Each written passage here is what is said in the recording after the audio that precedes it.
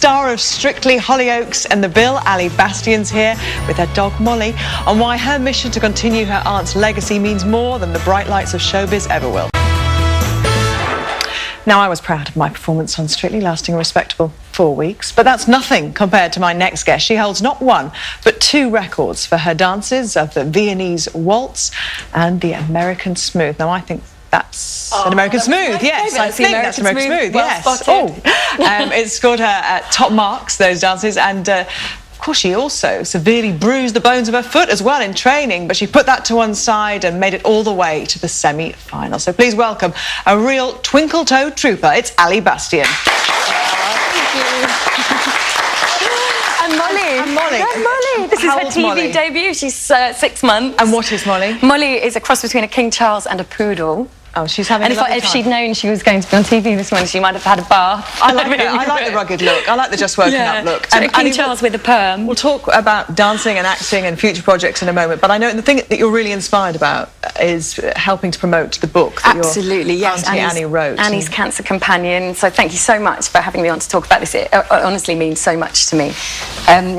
She was diagnosed with one of the most aggressive forms of breast cancer and told she only had 6 months to live, and it obviously was devastating for all of us. But at that point, she just decided she was going to fight it with absolutely everything she had. She lived for 6 years. She had, you know, during that time, the most amazing, fullest life, and you know, obviously those years were so valuable. And during that time, she decided she wanted to write a book because she wanted to make sure that all of the information that she'd gathered over the years, Eastern and Western medicine, sort of marriage of holistic, the holistic approach, but also, you know, the scientific approach. So would you say the book is something that somebody who has just found out they've got cancer, or somebody who knows somebody who's got cancer, might benefit from reading? Absolutely. It's very accessible. It's an A to Z, and it's just packed with everything you'd want to know. A real legacy for her to leave. Absolutely. And it's very special to me. My mum also wrote, Annie had done absolutely all of the research behind it. She was an incredibly inspirational woman, and but my mum also wrote an awful lot of the book, which was, you know, a difficult thing for her to do, but she's done an amazing job. So. I know you were very close to her, but she didn't have children. No, she didn't. She was sort of known as the party auntie, Annie. She was a bit of a wild child, actually. Yeah, she was just so much fun, and yeah, absolutely the person I'd call in a crisis. And didn't she leave you something very special in the shape of a red dress? Oh, yeah, she did, yes.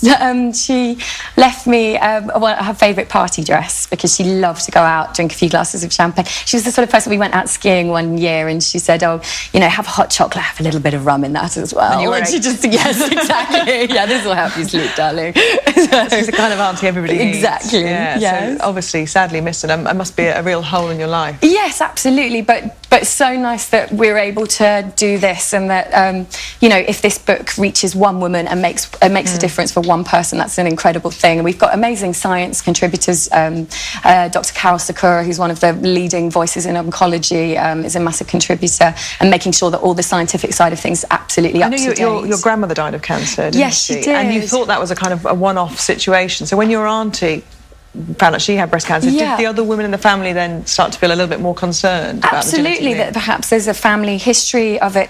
The sad thing with my grandmother was that we're going back about 20 years now. I was about 10 years old when she was diagnosed, and we only found out quite recently that she'd refused chemo, and so to think she'd had an opportunity, you know, she could have survived it, but she was frightened, and she at that time didn't have the information that we have now, and I think that's probably what is relaxing. Relaxing. Just lie down, Molly. Yeah, that's why Annie felt that information and knowledge and education was power, and that's something she wanted to make available to all women, and wanted for nobody to ever be in the situation that my grandma was in, where, you know, she was frightened that she'd lose her hair, and she, you know, didn't want to go through it all, and quietly said no, and we didn't even know.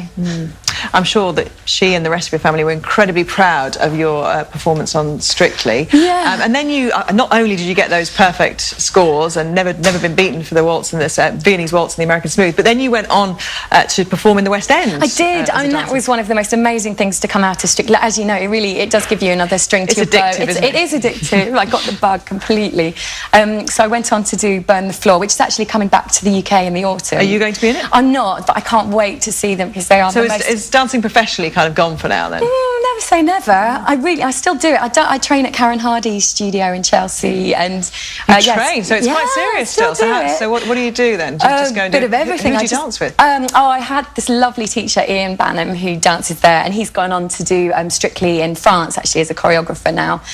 So he's a fantastic dancer, and I just do all the tech classes because it's kind of nice to now, you know, it's a real baptism of fire, and it's nice to relearn it learn it slowly, and calmly in your own time. It's good. Well, it is another string to your bow, and acting is what most people know from the likes of Hollyoaks and The Bill, and I know that you've been recently in the West End in I was touring with Agatha Christie, the play called Verdict. So I think Strictly gave me that buzz for live performance again, because prior to that it had been mainly TV and long-running dramas, and just doing there's something about the buzz of a live performance that's just really addictive and amazing. So anything else coming on the stage? Oh, hopefully, there's a few things in the pipeline at the moment, so you know, fingers crossed. Well, Ali, thank you so much for coming in today, for telling us about Auntie Annie and your project. Stay with us. We've got some treats coming up for you. Oh, sounds Dr. good. Sarah